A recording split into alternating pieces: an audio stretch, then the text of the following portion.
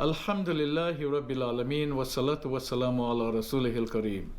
Rabbi shrah li sadri wa yassir li amri wahlul uqdatam min lisani yafqahu qawli. Let's continue our talk about being grateful, thankful, and showing gratitude to Allah. Everything starts with patience. In guarding oneself from evil, the first requirement is patience to resist temptation. Because temptation is really our desires which are all around us. We have to patiently withdraw ourselves from being sucked into our desires. Allah subhanahu wa ta'ala instructs us, Ya ayyuhalladhina amanu sta'inu bis sabri was salah. Inna Allaha ma sabirin. This is from chapter 2, ayah number 153.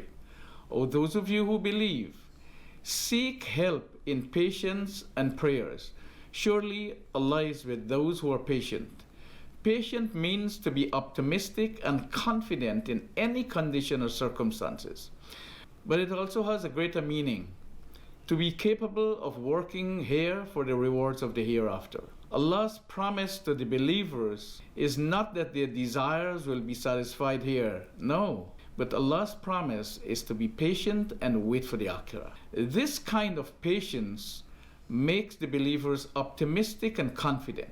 Patience at this level leads to another state, the state of contentment. When we develop this outward and inner contentment, we move to the final state of acceptance. Accepting willingly any condition that our Creator imposed upon us. When we can experience this kind of patience, contentment, and acceptance, wealth or poverty means the same thing to us. We understand what our blessed Prophet Muhammad Mustafa sallallahu alaihi wasallam meant when he said, wealth is not measured in terms of the riches which you have, but rather in the contentment of your heart. This contentment of the heart makes a believer always thankful and grateful. We fully embrace the statement of Allah when He says, A'udhu billahi minash shaitanir rajim.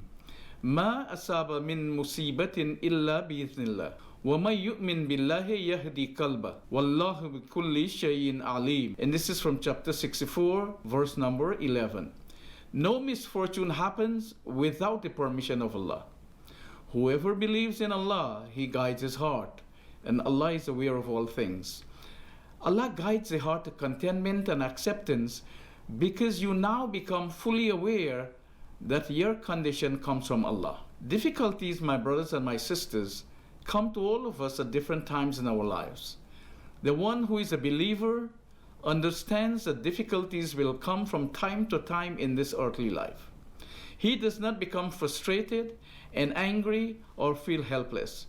Instead, he turns to his Lord in humility and prays for relief. For he is aware that the one who gives is also the one who takes away. Inna Allaha ma'a sabirin. When difficulties come, the believer is fully prepared for it because his heart has been guided to patience, contentment, and acceptance. Now he is in a position to see the beauty and wisdom of Allah in the events which come to him.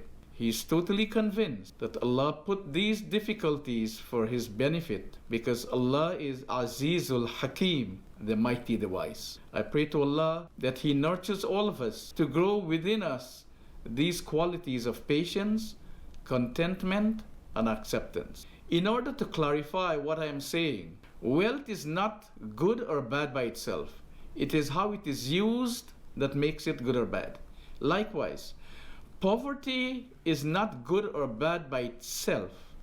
It is how it is used. Authority is not good or bad by itself, but how it is used.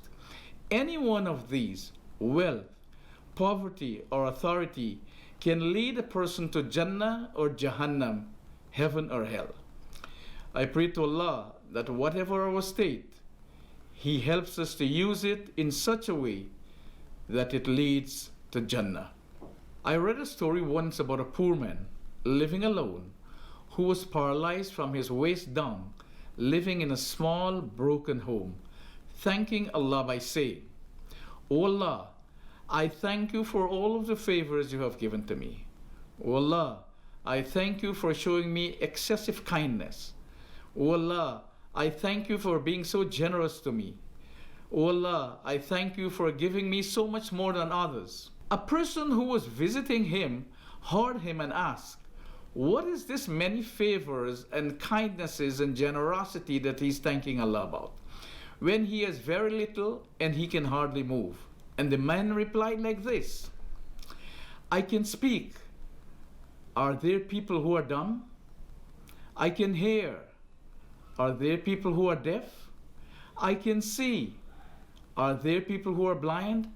My mind works fine. Are there people who are crazy? My hands I can use. Are there people who do not have hands? How can I not be thankful to my Lord for his favors, generosity, and kindness? My brothers and my sisters, let us also thank Allah for his favors, generosity, and kindness to us, and pray to Allah to guide our hearts to patience, contentment, and acceptance. May Allah bless all of us, guide all of us, and forgive all of us. Inshallah, next week will be Jumatul Wida, the farewell Jummah for this month of Ramadan. Stay tuned for the continuation of the gratitude series. ربنا تقبل منا إنك أنت السميع العليم وتب علينا إنك أنت التواب الرحيم.